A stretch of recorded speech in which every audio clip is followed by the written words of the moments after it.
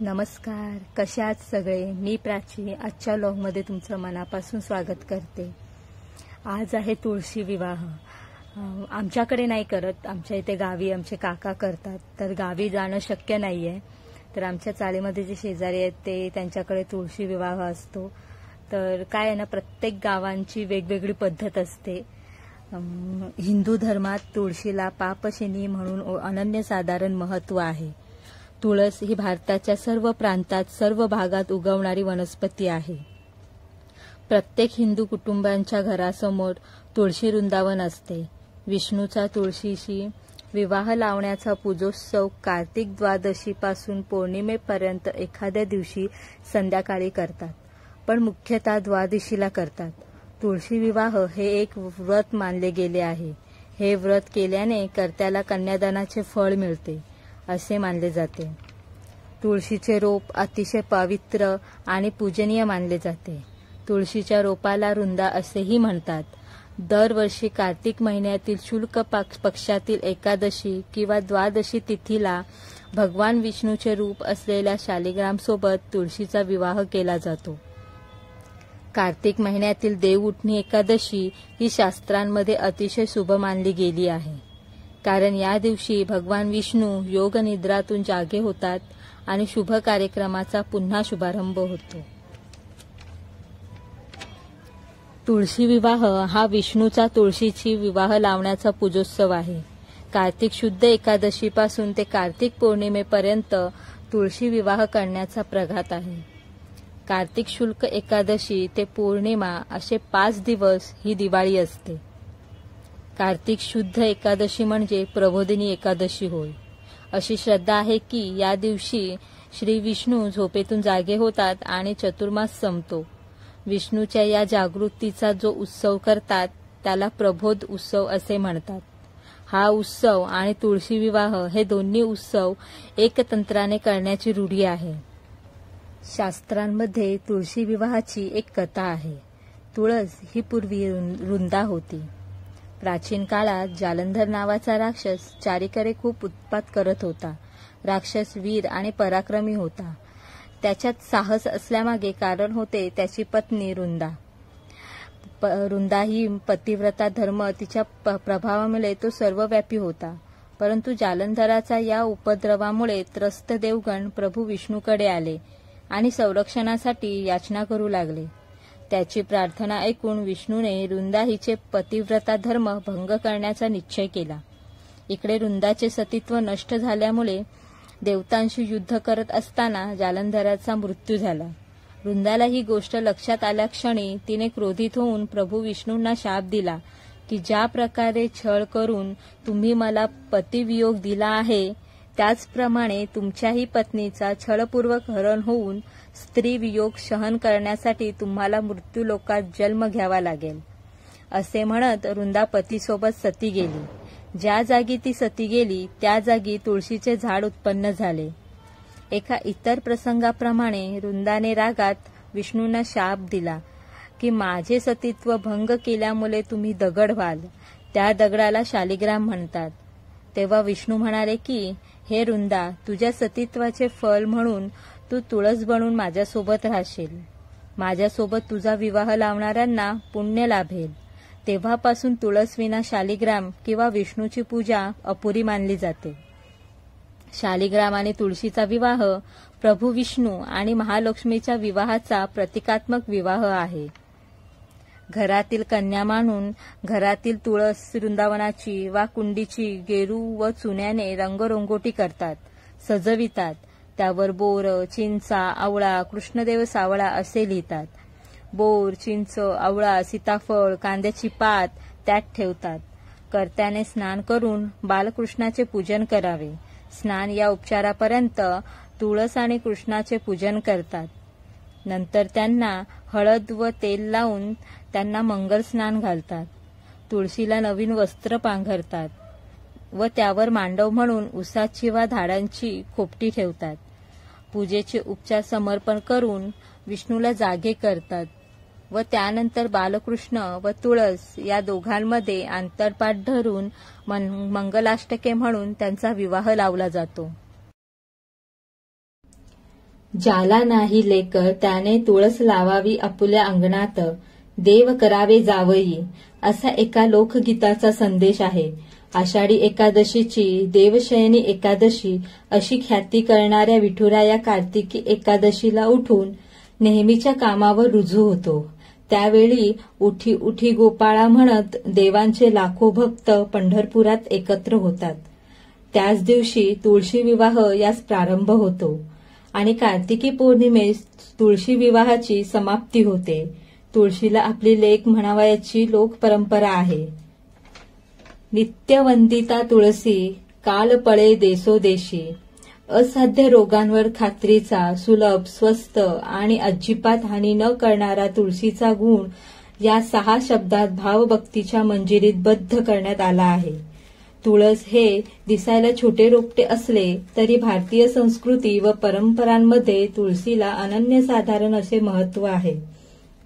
तुळशीला विष्णुप्रिया किंवा हरिप्रिया असेही संबोधले जाते.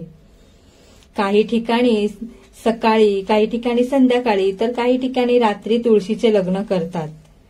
भारतीय संस्कृती आणि परंपरा यांमध्ये तुळशीला अनन्यसाधारण महत्त्व आहे. तुळस ही केवळ धार्मिक किंवा सांस्कृतिकदृष्ट्या महत्त्वाची नसून ती आरोग्यदायी मानली गेली आहे. तुळस अतिशय गुणकारी मानली गेली आहे. देशभरात तुळशी विवाह मोठ्या थाटामाटात साजरा केला जातो. असे मानले जाते की तुळशी विवाहाच्या दिवशी भगवान शालिग्राम आणि माता तुळशीची पूजा केल्याने जीवनात सुख समृद्धी येते. असेही मानले जाते की तुळशी विवाह केल्याने भगवान विष्णू प्रसन्न होतात. तुळशी विवाह हा केवळ एक धार्मिक विधीच नाही तर प्रेम, समर्पण आणि निष्ठेचे प्रतीक असलेला एक सुंदर सांस्कृतिक सण आहे.